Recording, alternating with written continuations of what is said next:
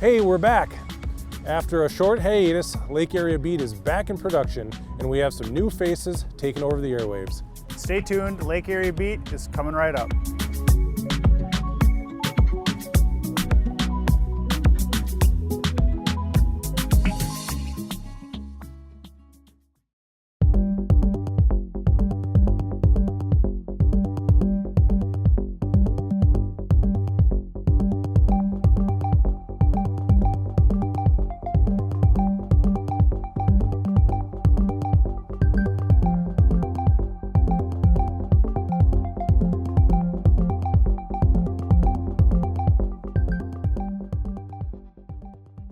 Welcome to the relaunch of Lake Area Beat. I'm your host, John Vetti. And I'm Josh Waylander. As many of you know, longtime host and White Bear Lake police officer Tracy Menardchek retired this year. And former Lake Area Beat host Joel Schmidt took the job as the fire chief of the Mahtomedi Fire Department. And I'm excited to be taking on this new role. And you have already been a co-host many times. Yeah, I've been fortunate enough to be able to fill in when we've had some gaps over the years. So it's always fun to get behind the camera and try to add a smiling face to the show and keep everybody informed of what's going on. There are more new faces who've recently been sworn in to both the police and the fire department. Yeah, the winds of change are huge. In all the public safety professions, I'm sure the fire is the same, but we're having some people retire, some folks switch departments, and then we get new blood coming in. Yep, yeah, the fire department as well. Quite a few new faces the last 12 months or so. So excited to get new people, new energy, and just build them into our group. Yeah, it's fun to be able to train newer or younger officers or folks that came from another agency that want to serve the community of White Bear Lake. We really got good people, and I'm excited to work with them. Scams are on the rise, and consumers reported losing more than $12.5 billion in 2024. In this next story, a Bitcoin scam victim shares her experience, which shows just how far criminals will go to get your money. I've had practically zero interaction with the cops. So all of this was really intimidating to me, and I had no idea. Now I understand that this all reeks of scam. This woman, who we're calling Kathy, is no criminal, but she was made to feel like one when she received a call from a man claiming to be a White Bear Lake police officer. It was bold, right? Like the way that they did it was bold. And I didn't know at the time that you could clone numbers like that. I do now. So. They even gave her names and badge numbers, saying she had to post a $9,500 bond for missing a court date. Her work as a therapist sometimes requiring her testimony. The man stayed on the phone as she withdrew the money from her bank. The bank tellers were like, "Are you buying a car?" I was like, "No." And I just didn't say anything. But all the while, my brain is trying to process this and thinking, this feels like not right, but I don't, it was almost like they had put me into a state of panic. The criminals then directed her to a Bitcoin machine to make the deposit, all the while holding the threat of arrest over Kathy's head. Since when are the police using Bitcoin? They were like, well, this is a new policy. I know it's unusual, but this is our new policy. We just can't take cash anymore. We can't, something like that. And I was like, okay, that doesn't feel right to me. In the end, she went to 2 machines, but because of a Minnesota law limiting the amount of daily transactions for new accounts at Bitcoin kiosks, she was only able to deposit $1,900. When the imposter told her to try another number, she reached her breaking point.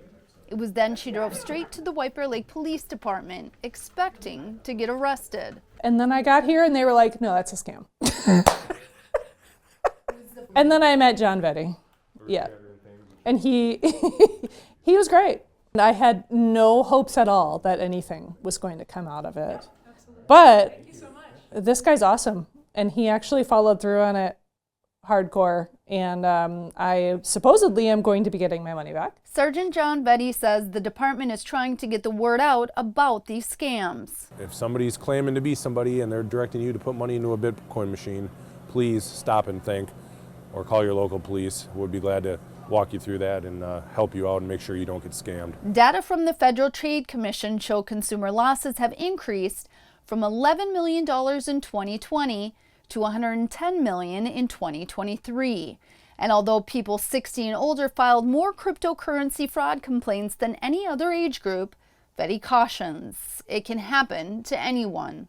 There's a lot of really good folks, really smart people that fall victim to this scam. Kathy says she felt a lot of shame and anger toward herself for not listening to her gut. But she hopes that by sharing her story, she can help others. If you have gotten scammed, or if you do get scammed, that does not say anything about you as a human. It says that you are human. It says so much more about the people who spend their lives trying to harm other people. I've taken over interest in these cases the last few years, given presentations on frauds and scams, and it's very scary to see how intelligent and how conniving some of these scam artists are, and even really good people, really smart people that you would never think would be a victim. You know, anybody can be a victim to this, so we really have to watch out. Yeah, they're doing really smart and easy things to send to us. Everyone's been getting them on their phones, text messages that look very real and very easy to click on. So yeah, it's scary how easy it is. And there's no toll roads in Minnesota, so if you get that text, you can ignore it. Very good, yeah. Now we come to our new segment, I Have a Question. Ha cha cha cha.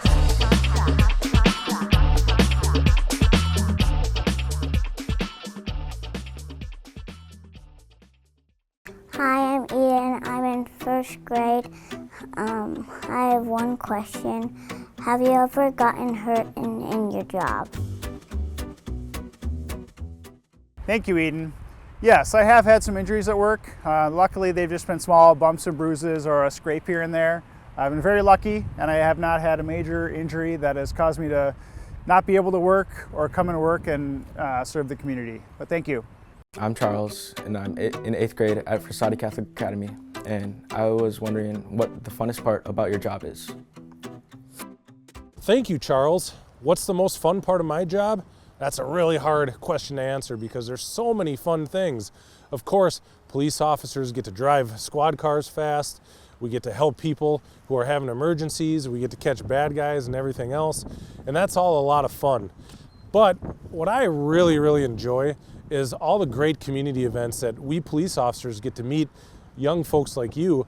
You know, early May, on May 8th, we have a Touch a Truck event. Coming in June, we have a bike rodeo event.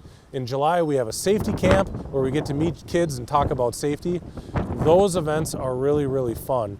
And look to our webpage and social media because we're going to have more events coming up in the future where kids and cops and families and parents all get to meet and hang out and do fun things. And I'm really excited for what's to come the rest of this year on that. So thank you for your question, Charles.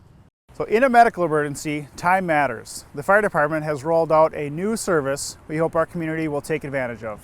And you have the story. Today we're talking about the new initiative that we're rolling out this year called File of Life. And so it's a pouch that we've acquired, and it's meant for the senior population that live in the service area that are still living in their homes, and it's a tool that they can have to help in the instance that they have a medical emergency. It's a very basic form. It's one sheet of paper on one side. The name, date of birth, who we should contact in the event of an emergency, what hospital they would prefer to go to. Some people have a very long, extensive history with healthcare systems. The pouches are red.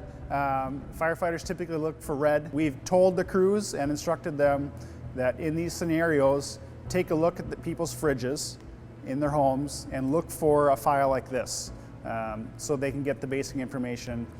It's something that we can easily access. So here we are at the city's home page, and then we want to end up at the fire department's webpage. The fire department has these, and we provide them to the senior population in the area. They can come to the fire station. We have them ready to go. They're just stop in, grab it, and pick it up and bring it home and fill it out. And the other way is on our website.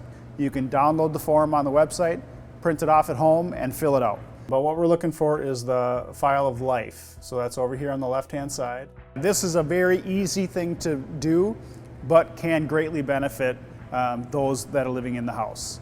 And also the crew can then move down a road a lot faster in treatment.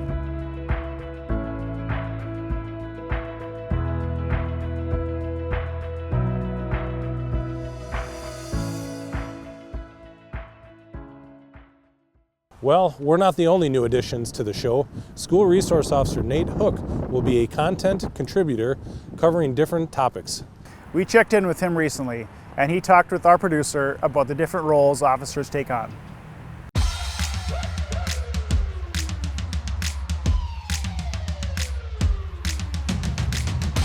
I am Nate Hook, and I'm a school resource officer for the White Bear Lake Police Department, and I work here at the White Bear Lake High School.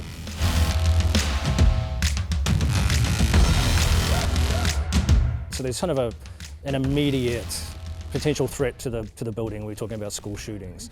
And while that is a critical role for us, it's really only a small role, and a lot of the job of the school resource officer is consultation work. We spend a lot of time talking to principals, teachers, counselors, school psychologists. So if you imagine this school is roughly 3,000 people, that's a small community within a community. They need those services, and sometimes that is our consultancy working with the professionals here, the resources that we have and the connections that we have with social services in the county, or issues related to court matters.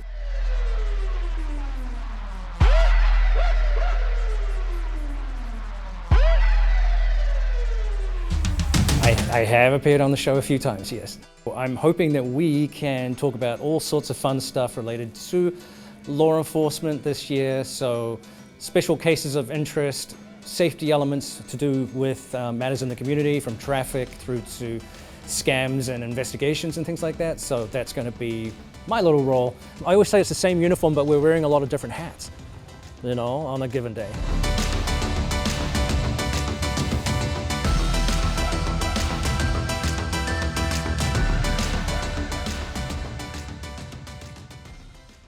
Thank you for taking the time to join us. We're out of time. Here are some ways you can reach out to learn more about our departments and the show. Until next time, I'm Josh Waylander. And I'm John Vetty, and you're watching this edition of Lake Area Beat.